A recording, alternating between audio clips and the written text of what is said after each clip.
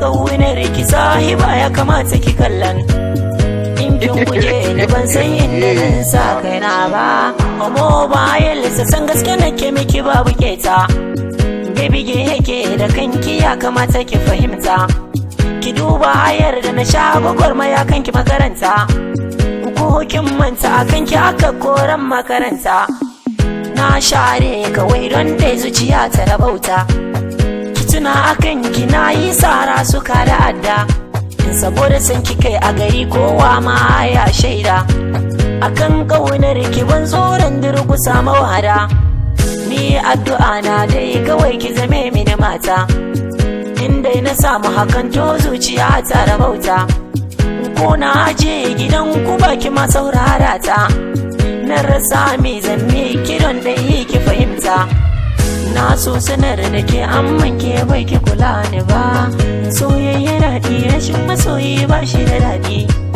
Allah rabbana hada mu da masoyan mu na gaskiya baby ge amman wannan abun kiyo duba to ba komai ni zan koma garbi Allah rabbana ilahu jalla kai na roka jalala inda baki so na ni ma to ban karabinki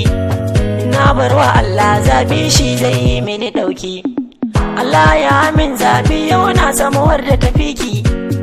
ya za ayo ki dawo kice in koma masanki san ba ni kaunar mai irin wanga hali naki dan Allah ki je gaba ne ban san ganinki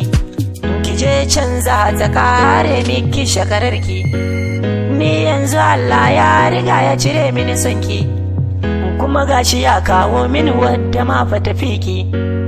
ita zana aura don gaskiya ta iya girki ki je can yanzu shawara ya rage akanki addu'ar da zan miki Allah da ya baki mai sonki ni dai san ba na san mai irin halinki